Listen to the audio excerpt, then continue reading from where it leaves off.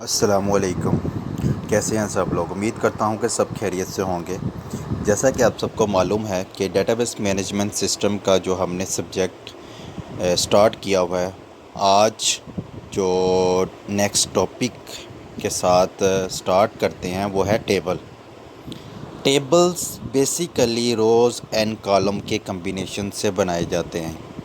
और इसकी ज़रूरत क्यों पेश आती है? इसकी ज़रूरत इसलिए पेश आती है कि हमारे पास जो भी ऑब्जेक्ट्स हों उसका डाटा जो है एक फॉर्मेट में सेव हो जाए।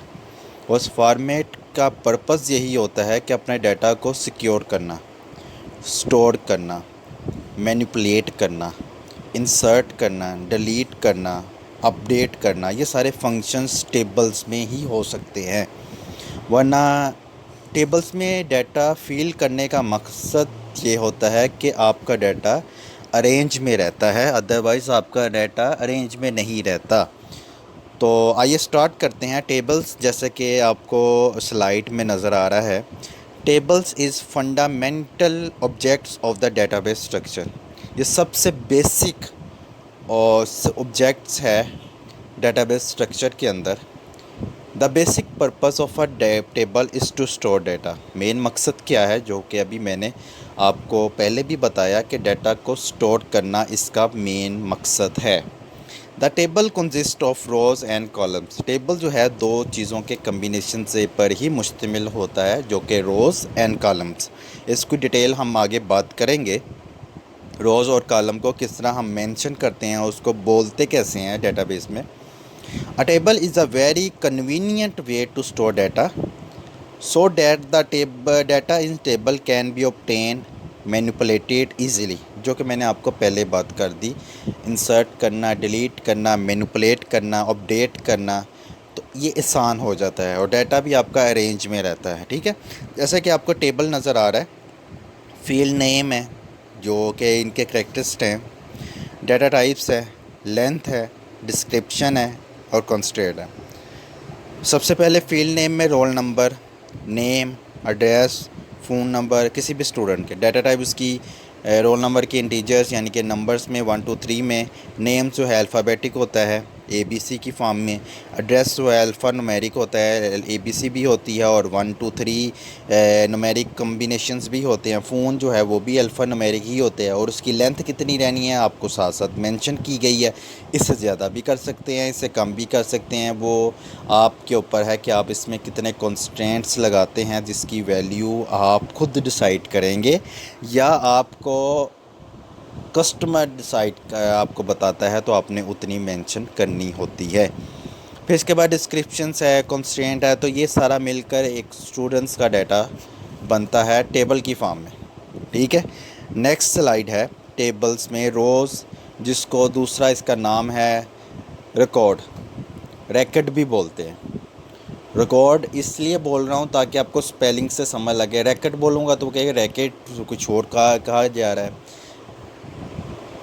इंग्लिश प्रोनाउंसिएशन में बाज़ इसका जो प्रोनाउंसिएशन है मुख्तलिफ वे से लिया। रिकॉर्ड्स हम शुरू से पढ़ते आ रहे हैं, ऐसे ही बोलते आ रहे हैं।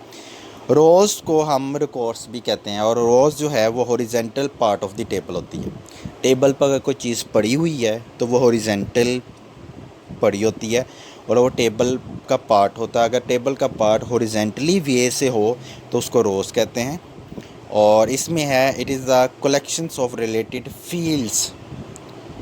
अब ये फिर टेबल उसी तरह क्रिएट किया गया है, तो इसमें जो आपके पास रोज़ हैं वो है रोल नंबर, इंटीजर, ये आपके पास रोल नंबर की एक रो है, नेम की रो है, एड्रेस की रो है, फ़ोन्स की रो है, हॉरिजेंटल अगर देखा जाए। ठीक है, नेक्स्ट जो है कॉलम की अगर बात करूँ तो उसको फील्ड बोलते हैं। जैसे कि रोज़ को रिकॉर्ड बोलते हैं, इसी तरह कॉलम्स को फील्ड बोलते हैं। Vertical part of the table, it's a vertical part of the table अगर बोला जाए तो वो कॉलम कहलाते हैं। जैसे कि मैं अगर टेबल में बोलूँ, फील्ड नेम का पूरा एक कॉलम जो है कॉलम कहलाता है, वर्टिकल पार्ट हो गया। डाटा टाइप का एक वर्टिकल पार्ट हो गया, लेंथ का एक वर्टिकल पार्ट हो गया, डिस्क्रिप्शन का एक वर्टिकल पार्ट हो गया, कंस्ट्रेंट का एक वर्टिकल पार्ट पार्ट हो गया, वो जो है इस तरह इसको रीड आउट किया जाता है। उम्मीद करता हूँ टेबल्स भी आपको समझ लगी होगी और इसके रोज़ और कॉलम की भी आपको समझ लगी होगी।